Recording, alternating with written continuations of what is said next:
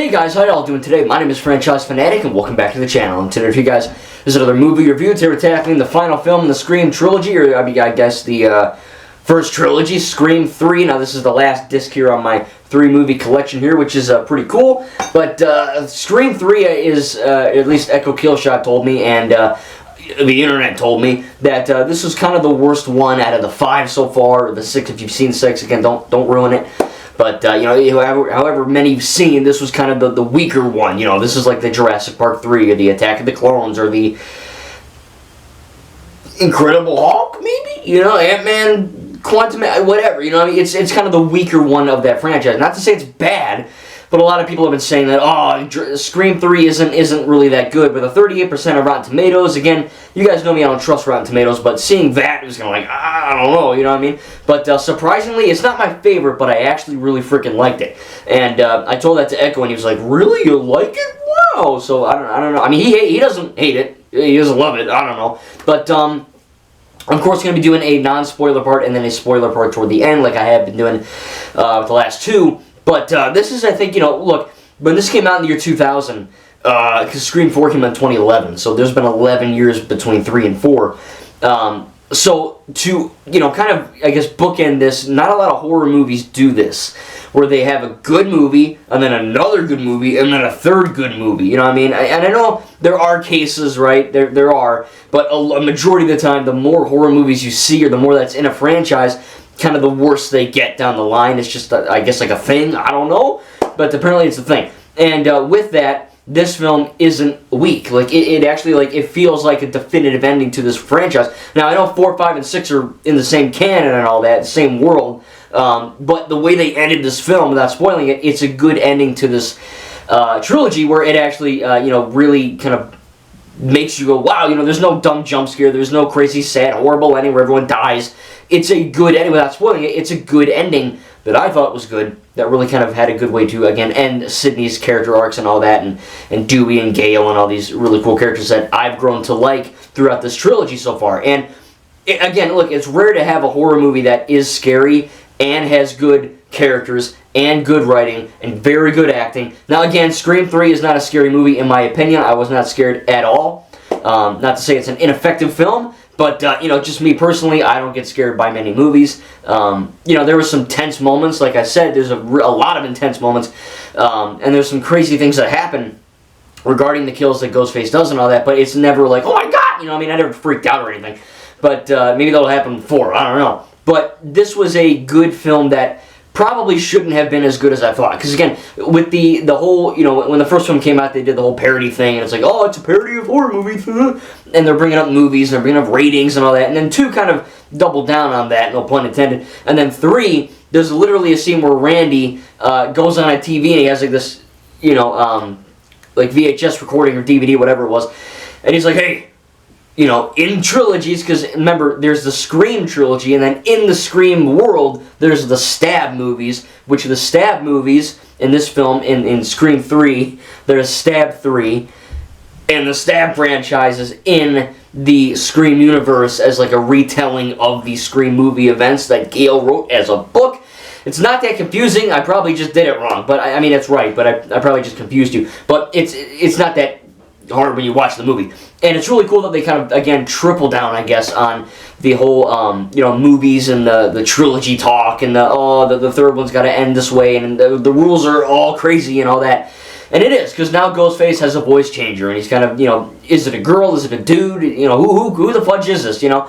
And that, again, leads to the, not only the, I guess, the paranoia of the people, right, like Dwight or Gale or whoever, but it also lends paranoia to Sidney Prescott, who is literally getting haunted by the ghost of her past, quite effing literally. She's having these dreams of her dead mom, just like in a gown, you know, walking over to the window and stuff, you know, and she has these windows closed and all that, and she's all kind of shut off, and she's basically eliminating herself from the situation, quite, you know, again, literally telling one of the cops, hey, killers can't kill what they can't find. So, you know, I'm just gonna go into the oblivion and just poop off in some random direction. It's gonna be great.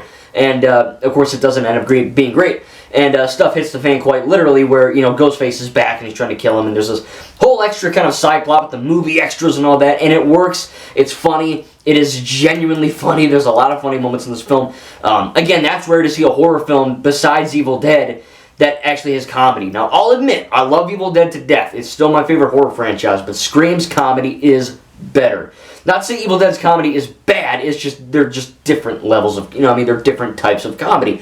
And this one really worked, I think. And again, look, I think for the kills, which I'll get into, but they're not as good as 1 and 2. A lot of them are off-screen. A lot of them, they're, again, I'm not some crazy guy where it's like I have to see a knife go through someone's forehead. Or, you know, I'm not nuts.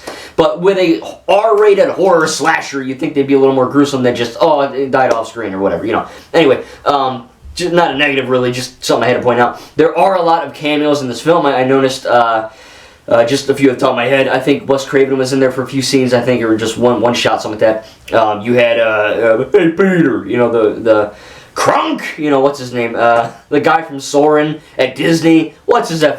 Patrick Warburton, you know, he's in there as a security guard. Carrie friggin' Fisher's in this movie. Princess / General Leia Organa is in this film. I didn't know that was going to come.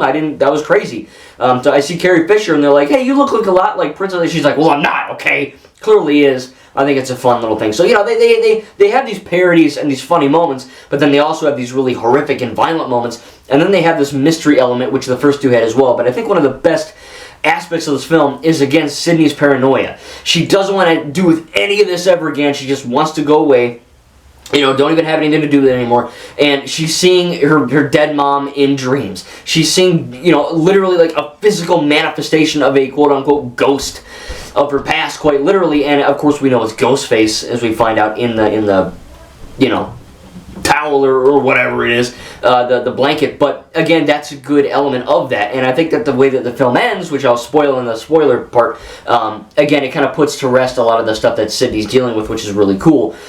So overall, look, Scream 1, it started off with just a knife kill. Then Scream 2 is even more insane. Now this one's got like a friggin' house exploding, you know what I mean? There's gunfights, and there's a really awesome like fight scene in the end between Sidney and the killer. It's nuts, man. And as far as negatives, again, there aren't too many. Probably the kills would have to be one of them. They're just not that good. It's just kind of, you know. This one isn't necessarily much of a thrasher, a thriller, horror, slasher, a thrasher, but it's also a more of a mystery movie, right? Like this film, all three of these movies have excellent writing, where you're sitting there and you're going, oh, that's the killer. Oh, no, that is. Oh, no, she is. Oh, no, he is. Oh, that guy or that girl. And then it's whoever. And, you know, I've said this before, I'm watching so many episodes of Scooby-Doo, I swear to God, I should know this stuff, right? Like, I'm slipping or something, you know, I played myself, because it happens and I'm like, that's who it is, you know, it's crazy. And genuinely, though, they are very entertaining films. There's a few creepy moments, a lot of intense moments. Again, the chemistry between all the actors is really, really solid, and that ending, in my opinion, for what these characters have been through and the stories they've been setting up in this trilogy, are pretty friggin' flawless, I think, and the ending is really, really cool. So, a few minor hitches and niches here or there, but I'm gonna give Scream 3 an A-. It probably goes Scream 1, and then 3, and then 2, just from what my recollection is telling me. But I cannot wait to watch 4. I was gonna watch it tonight, but I had homework, so I'm gonna watch it tomorrow night, or when you're seeing this, it'll probably be tonight, honestly. You should be seeing this on a Saturday when first releases, so I'll be watching it today at night or whatever's going to go down, I don't know. But I enjoyed it. So now we're going to move on briefly into the spoiler section. So if you have not seen Scream 3, you don't want to get spoiled, and you just want to, obviously watch for yourself, please, leave. Thank you guys for watching. I really appreciate it. Tell me down below what you think without spoiling it. And again, don't spoil 1, 2, 3, 4, 5, or 6, all right? Don't ruin any of them. So even in the comments, I know I'm not getting any comments, but if you want to comment something, don't ruin it. All right, so hope you guys enjoyed. Thank you guys, and we'll see you in the next video. And let's move on to the spoiler section before, hopefully, all of you didn't leave. Anyway, here we go. So the spoilers, right? Really only one, or a few, I guess. I want to talk about the ending briefly where, Dwight or Dewey and Gale get engaged. I think that was a long time coming.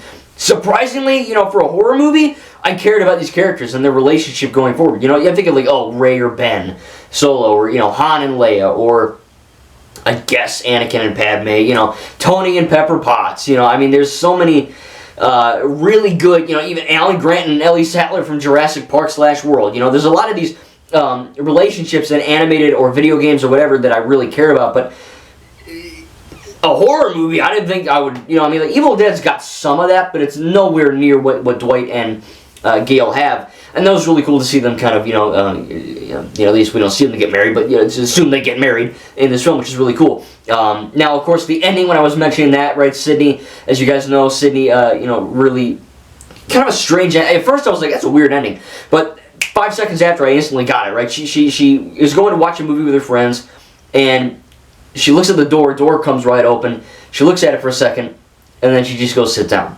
That is a good ending, because it shows that Sydney is no longer paranoid by not only the Ghostface killer, by not only the prejudice of being a survivor of that, but also letting go of the past in terms of her mother and just coming to terms with who she is as a person, who her mother was, and it's a very peaceful ending to a horror franchise. You know, again, I was expecting a cheap jump scare, or her to die, or something, some kind of shitty ending that just, oh, that was bad. But no, it gave me a really satisfying ending, and it's like the Toy Story 3 ending of horror films, it's like that. It's Toy Story 4 is a great movie, but it'll be interesting to see where Scream 4 and 5 and 6 goes from here as well. Again, don't tell me, but I am excited to see where this goes in terms of that. Now, the Ghostface killer, being her brother Roman, he has glasses like me, so when he was unmasked as the Ghostface killer, he wasn't effing wearing glasses. So I literally said out loud, "Who the hell is this guy?" I was like, wait, who the heck? Who is this dude? What? And it's it's my brother and all that. It's a better reveal than Mickey from Scream 2, but it wasn't as good as the first one. Obviously, I don't know if we're gonna beat the first one, but obviously it was good though. I think that the fight between her and him in the end was really good. I think the motive was not amazing, but it was better than Scream 2 at least. So I thought that worked out. I thought it was pretty endearing and interesting. A lot of people were like, "Oh, wait a minute, he was dead. Gale checked his friggin' pulse. Is it an error? What happened?" So it turns out that I actually Googled it, and apparently the director, Wes Craven, said if you sit on your hands, you'll have a really slow pulse, or if you're really relaxed, or if you take a pill. Obviously, I have not done any of these things. I want my pulse to be normal, obviously, so I'm not going to do anything dumb to myself to prove that, but I'm assuming that's what happened. Obviously, these films are very well written. They're not going to just pull a cheap bullcrap move and go, oh, we forgot. They're not going to do that. So there is a canon explanation. There's a real life explanation, which they obviously mentioned. Just Google it. I did. I found the answer, so it was pretty easy. But I thought that was a cool killer reveal. I did. I think it was really cool to have the the brother of her that we really don't even know is her brother. I didn't suspect the director of Stab 3. I had no clue. And he always wanted to make this movie, so to speak, and he wanted to direct, and he kind of, he wanted to direct, and he was direct about being a direct director, and that was kind of cool to see how it all went down. And at the end, they kind of hold hands and all that. So I think it was endearing, I think it was funny, I think it was action-packed, and it's entertaining and spooky and creepy, and it was everything, man. It's not the best movie I've ever seen, and it certainly isn't my favorite Scream film, but it is very good and nowhere near the bad reviews I've been seeing for it, and I cannot honestly wait to dive into Scream 4, 5, and 6. Thank you guys, and we'll see you in the next video.